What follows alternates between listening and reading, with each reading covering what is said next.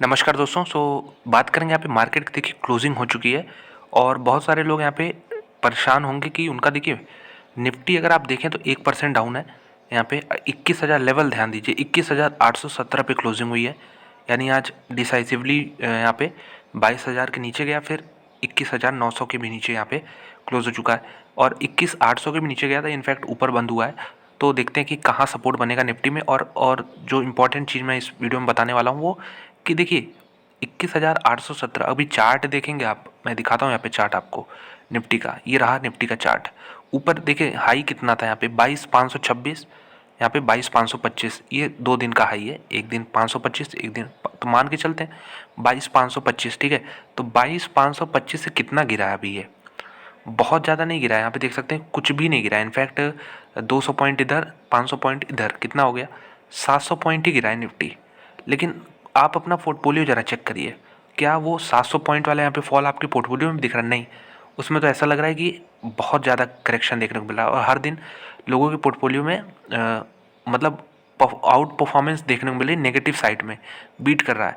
तो इसका मतलब है कि आपने जो यहाँ पे स्मॉल कैप मिड कैप्स लिए हैं, अगर मैं मिड कैप का चार्ट आपको दिखाऊं, बैंक निफ्टी का देखने से कोई मतलब नहीं, बैंक निफ्टी थोड़ा सा स्ट्रॉन्ग था रिलेटिवली, इनफैक्ट गिरा है वो भी। तो ये देखिए निफ्टी मिड कैप कितना ऊपर के लेवल से, तो ये काफ़ी ज़्यादा नीचे गिर चुका है। यहाँ पे 49,780 इसका हाई पॉइंट था और यहाँ पे 45,926 है। तो अप्रॉक्सीमेटली 3,800 पॉइंट ये गिरा है। ठीक है, तो यहाँ पे ज़्यादा करेक्शन हुई है। तो जैसे जैसे आप पिरामिड होता है दोस्तों, इस तरह पिरामिड समझिए। ये लार्ज कैप स्टॉक्स हैं सबसे बड़े जिनका साइज़ है, फिर मिड कैप हो गए यहाँ पे, और यहाँ पे फिर स्मॉल कैप। ये साइज़ के हिसाब से बना रहा हूँ। अगर कंपनियों के हिसाब से बनाएंगे कितनी कंपनियाँ किधर हैं, तो फिर आपको इस तरह का पैटर्न देखने को मिलेगा। मतलब ये माइक्रो कैप हो गया, ये स्मॉल कैप हो गया, ये मिड कैप हो गया, ये लार्ज कैप हो गया। यानी लार्ज कैप कुछ 50-60 कंपनीज होंगी और मिड कैप उससे ज़्यादा होंगी, फिर सबसे ज़्यादा माइक्रो कैप होंगी। तो इस तरह का पिरामिड आप बना सकते हैं। तो ये बताने का मतलब है कि लार्ज कैप में सबसे कम गिरावट हुई है, मिड कैप में उससे थोड़ी सी यहाँ पे ज़्यादा गिरावट हुई है, स्मॉल कैप में सबसे ज़्यादा गिरावट हुई है। मैं आपको यहाँ पे इंडेक्स दिखा था स्मॉल कैप का, तो मिड कैप से भी ज़्यादा। यहाँ पे देखिए हाई पॉइंट कितना था, 16,700 मान लीजिए, 16,700 हाई पॉइंट था। अभी कितना है 14,586। तो सीधे सीधे यहाँ पे 2,000 पॉइंट का करेक्शन देखने को मिला, वो भी कितने पे, 16,700 पे। तो मैसिव करेक्शन है। अभी मैं आपको एक और छोटा इंडेक्स दिखाता हूँ जो कि स्मॉल कैप से भी छोटा, माइक्रो कैप इंडेक्स इसे कहते हैं। ये देखिए 21,000 इसका हाई पॉइंट है, मान लीजिए 21,003 है, लेकिन मान लीजिए 21,000 है। आज कितने पे, 18,000 पे है। तो 3,000 का पॉइंट है यहाँ पे करेक्शन देखने को मिल रहा है। तो मेजॉरिटी ऑफ जो रिटेल इन्वेस्टर होते हैं हमारे, वो कहाँ पे होल्डिंग बनाते हैं? ये स्मॉल कैप हो गया, मिड कैप हो गया, और कुछ तो माइक्रो कैप्स में भी जाते हैं। लेकिन मानते हैं चलिए यहाँ से ज़्यादा वेटेज आता है आपके स्टॉक का जो पोर्टफोलियो बनता है। तो इसलिए आपको करेक्शन ज़्यादा आपके पोर्टफोलियो में देखने को मिला है, क्योंकि ये ज़्यादा गिरे हैं। और गिरे हैं तो ऐसी कंपनियां गिरी हैं जो कि काफ़ी ऑलरेडी बहुत तगड़ा रनअप देखने को मिला था। अभी मैं आपको यहाँ पे लार्ज कैप्स में कुछ कंपनी दिखाता हूँ। देखिए आज डिफेंसिव जो कंपनीज होती हैं ना, ये भी यहाँ पे इन्होंने दम तोड़ दिया। डिफेंसिव में यहाँ पे एफएमसीजी माना जाता है और फार्मा माना जाता है। आईटी कंपनियों में तो सबसे बड़ा मूड ख़राब किया इन्फोसिस ने, जब उसमें स्टेक सेल की यहाँ पे बात आई है। तो इसके अलावा कुफोर्ज ने कल ख़राब किया था कि वहाँ पे डाइल्यूशन हो जाएगा फंड रेजिंग की वजह से। और यहाँ पे ये ओ हैं, इनका कुछ खास वेटेज है नहीं। बड़ी कंपनियाँ ज़रूर हो सकती है, लेकिन कुछ खास वेटेज है नहीं। यहाँ पे रेट कट हुआ है, यहाँ पे सरकार ने जो रुपए घटाए पेट्रोल डीजल के, उसकी वजह से इनको प्रॉफिट घट जाएगा। लेकिन एक चीज़ समझना होगा, इलेक्शन के बाद फिर से रेट बढ़ जाएगा। जो ब्रेंट क्रूड का रेट है उसके कंपैरिजन में फिर से आ जाएगा। तो ये तो टेम्प्रोरी है, एक अपॉर्चुनिटी मिल सकती है अगर जो लोग इसको ट्रैक करते हैं। जैसे मैं आपको बीपीसीएल का चार्ट दिखाऊं, तो यहाँ पे देख सकते हैं इसका हाई पॉइंट था 688। 688 से 557 खड़ा है, 130 रुपये करेक्शन देखने को मिल रहा है। तो अगर इसमें गिरावट और होती है, 516 520 तक आता है, तो फिर यहाँ पे एक बाइंग पॉइंट इंटरेस्टिंग बन जाएगा। उसके नीचे फिर रिविजिट करेंगे। लेकिन जो सबसे बड़ा दिग्गज है टीसीएस, देश की सबसे बड़ी आईटी कंपनी, दूसरी सबसे बड़ी कंपनी ओवरऑल रिलायंस के बाद, इसने देखिए आप यहाँ पे 60 डेमा पे यहाँ पे सपोर्ट दिया, अराउंड 3969 का है। तो यहाँ पे 3966 अप्रॉक्सीमेट यहाँ पे रेट देखने को मिला है। तो यहाँ इसमें कहाँ तक आ सकता है? तो देखिए इसमें एक स्मॉल सपोर्ट है 39, यहाँ पे देख सकते हैं 3960 के अराउंड ये लाइन मैंने बनाया है 3960। वहीं से आज भी लगभग घूमा है। कल देखना होगा कि कल क्या इसके नीचे गिरता है कि नहीं। बहुत इंपॉर्टेंट होगा। वॉल्यूम्स आप देख ही सकते हैं आज यहाँ पे है, डील्स ज़रूर हुई होंगी और ये गैप भी बना है, तो इसको फिल भी कर सकता है। तो बहुत आने वाले कुछ 2-3 दिन इस कंपनी के लिए काफ़ी इंटरेस्टिंग होंगे। ये देख सकते हैं ये येलो लाइन 60 डेमा है, अगर इसके नीचे बंद हो जाता है 3960 के वॉल्यूम्स के साथ तो फिर यहाँ पे दिक्कत हो सकती है। आने वाले 2-3 दिन इसके नीचे बंद रहा तो फिर मेरे ख्याल से और नीचे के जो टारगेट निकल के आएंगे इसमें सीधे 3670 के निकल के आएंगे, 3670। ये मैं बात कर रहा हूँ TCS की। TCS को ब्रोकर्स क्या कहते हैं ये भी बताना काफ़ी ज़रूरी है।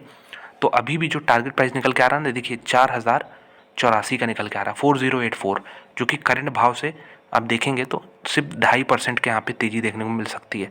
तो देखिए ज़रूर जो बाई करके बैठा है TCS लॉन्ग टर्म के लिए, वो तो उसको मेरे ख्याल से कोई दिक्कत करने की बात है नहीं, लेकिन जो नया इन्वेस्टमेंट करना चाह रहे हैं TCS में, उनको अभी से मेरे ख्याल से कुछ खास रिटर्न मिलने वाले नहीं है 1 साल में। तो वेट कर लीजिए, नीचे और आता है तो काफ़ी अच्छा मौका मिल जाएगा। यहाँ पे 38 एनालिस्ट इसको कवर करते हैं। सबसे मैंने बताया सबसे बड़ी IT कंपनी, 16 लोग कह रहे हैं बाई करने को। इनफैक्ट स्ट्रॉन्ग बाई कह रहे हैं 16 लोग, और यहाँ पे 9 लोग कह रहे हैं बाई करने को। तो 25 तो यही हो गया। सेलिंग पे 6 लोग का है, तो हर तरह के प्लेयर आपको मिल जाएंगे।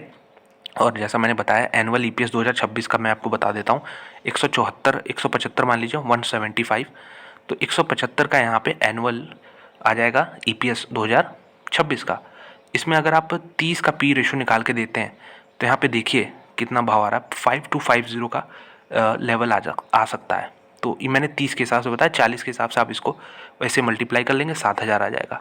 तो ये मैं कैलकुलेशन बता रहा हूँ TCS में। और 3670 ये इंपॉर्टेंट लेवल है, तो आने वाले कुछ दिनों में इसको वेट करिएगा जो लोग नई बाइंग करना चाह रहे हैं यहाँ पे, क्योंकि इंपॉर्टेंट सपोर्ट है। ये मैं बना देता हूँ इधर, ये 3670 ही है, ठीक है। 3670 एक इंपॉर्टेंट सपोर्ट है, और उसके लिए इसको 3960 को ब्रेक करना होगा अच्छे से वॉल्यूम्स के साथ। तो इसको थोड़ा सा वॉच लिस्ट में ज़रूर ऐड करें। तो ये मैं डिस्कस कर रहा था कुछ कंपनियां जो गिरी हैं। इंडस टावर का कोई फ़ायदा नहीं डिस्कस करने का। गुजरात गैस और ये सब जो कंपनी हो गया, MGL IGL, इनमें काफ़ी वोलेटिलिटी देखने को मिल रही है इस समय, क्योंकि देखिए सेक्टर ऐसा है, लिंक्ड है गवर्नमेंट के, जो भी कोई रेगुलेशंस आते हैं, कोई डिसीजन आता है, उससे ये इनका इम्पैक्ट पड़ता है। और एक इम्पॉर्टेंट कंपनी LTTS को डिस्कस करेंगे चार्ट पे। तो LTTS में MACD यहाँ पे क्रॉसओवर हुआ है, मैं आपको यहाँ पे दिखा दूँ। यहाँ पे देखिए 2 दिन पहले MACD का क्रॉसओवर नीचे हुआ था, ठीक है। तो अब देखिए यहाँ पे ये उस दिन प्राइस जो क्लोजिंग प्राइस था 5419 था, 5419, लेकिन इसका भी मूड आज IT कंपनी की वजह से ख़राब हुआ है। ये अपनी वजह से नहीं गिरा है, बता दूं आपको, बाकी कंपनियां गिर रही थी IT सेक्टर की, इसलिए ख़राब हुआ है। इनफैक्ट जो क्रॉसओवर होता है उसके बाद एक अच्छा मूवमेंट देखने को मिलता है। ऐसा मैं कोई गारंटी नहीं दे रहा हूँ कि ऐसा होता ही है, ज़्यादातर टाइम ये माना जाता है, देखा गया है। क्योंकि स्टॉक मार्केट है, इसमें आप कोई भी चीज़ अगर आप मान ही लीजिए कि क्रॉसओवर हो गया तब तो यहाँ पे बढ़ेगा ही बढ़ेगा, तो वो गलत है। नहीं, हर चीज़ का पॉसिबिलिटी है। अगर क्रॉसओवर में भी आप ट्रेड कर रहे हैं तो ये स्टॉप लॉस नीचे लगेगा, स्टॉप लॉस जैसे ब्रेक होगा आप निकलेंगे यहाँ से, ये चीज़ होता है। ऐसा नहीं है कि क्रॉसओवर हो गया तो फिर हम ऊपर ही जाएगा, ठीक है। 80% 70% भी चांस है, अगर 70% भी ऊपर जाने का चांस है तो वो अच्छा चांस है। तो आप इस तरह के इसको प्ले कर सकते हैं। मेरे ख्याल से LTTS में एक स्ट्रॉन्ग चार्ट पैटर्न मुझे देखने को मिल रहा है, और जो लो है ये ब्रेक ना करे तो फिर ऊपर के साइड में देखने को मिलेगा। अब देखते हैं कि किधर सपोर्ट मिलता है। इनफैक्ट अगर मैं बताऊं तो 4820 एक इंपॉर्टेंट सपोर्ट है, और अगर मिड टर्म की बात करें तो 5100 मान सकते हैं एक सपोर्ट है। LTTS की बात होगी। सिंपल है, देखिए मैंने बताया कि FMCG कंपनियों या फार्मा कंपनियों में गिरावट देखने को मिली, तो ये 3.5% टूट गया। टाटा कंज्यूमर प्रोडक्ट 3.5% टूट गया।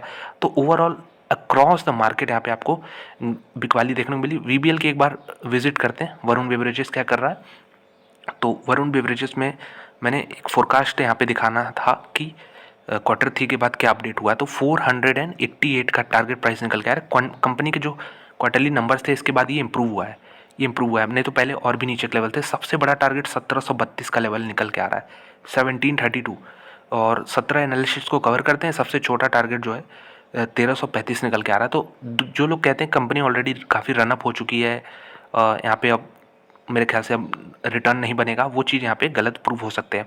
इनफैक्ट 1 साल का रिटर्न आपको सिर्फ 6%, 6.5% ही देखने को मिल रहा हो, लेकिन अगर आप मिनिमम देखें टारगेट तो 1335 का ही निकल के आ रहा है, जो कि यहाँ से बहुत ज़्यादा नीचे नहीं है, और मैक्सिमम 1732 का टारगेट निकल के आ रहा है। VBL की थोड़ी सी बात करते हैं कि किधर हो सकता है। यहाँ पे देख सकते हैं सभी लोग यहाँ पे बाइंग का ही रिकमेंडेशन कर रहे हैं।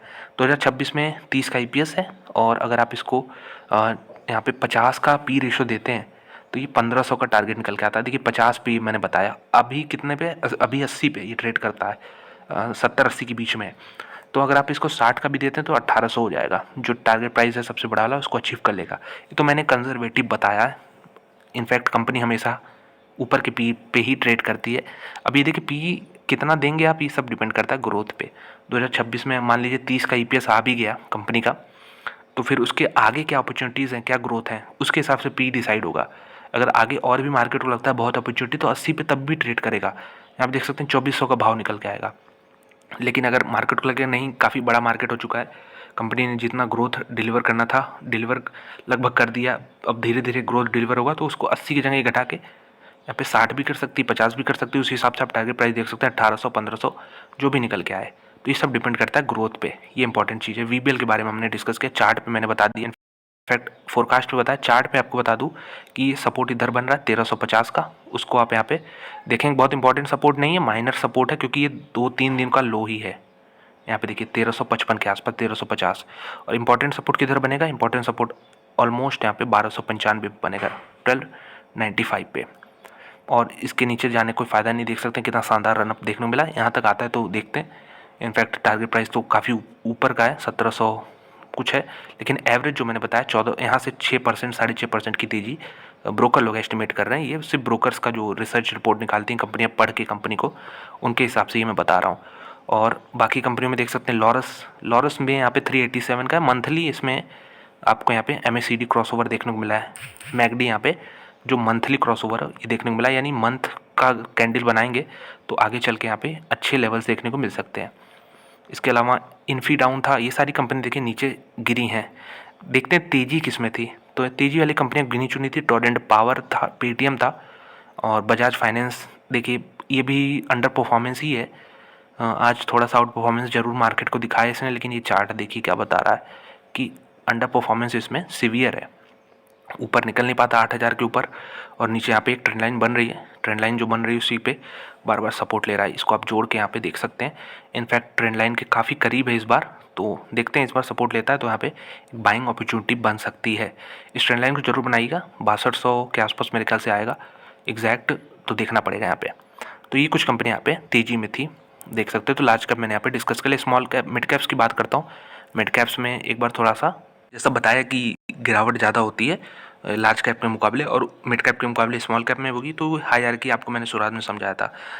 एम्बर एंटरप्राइजेस यहाँ पे ये बनाने वाली एसी बनाने वाली कंपोनेंट, यहाँ पे पता नहीं क्यों यहाँ पे ज़्यादा करेक्शन हुआ है, लेकिन जो लोग भी होल्ड करते हैं मैं बताऊँ इधर सपोर्ट किधर दिख रहा है, 3030 यानी 3000 का आप मान सकते हैं। एक साइकोलॉजिकल सपोर्ट भी है, राउंड नंबर भी है, तो 3000 का सपोर्ट मान सकते हैं। इसके नीचे मेरे ख्याल से मुश्किल है इसका गिरना। तो गिरावट तो ज़रूर हुई है 5% की, रीज़न देखना पड़ेगा कि क्यों गिरावट हुई है एम्बर में।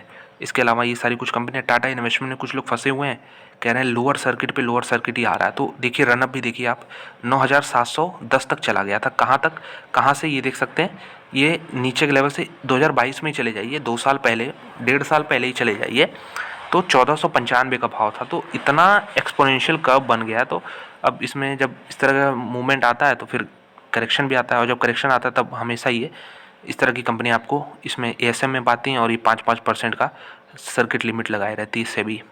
तो ये दिक्कत की बात है, इन्वेस्टर्स निकल नहीं पाते इधर। तो कुछ कंपनियां ये हैं जो कि सिरमा में अगर बात करें, सिरमा भी देख ही सकते गिरावट हो रही है।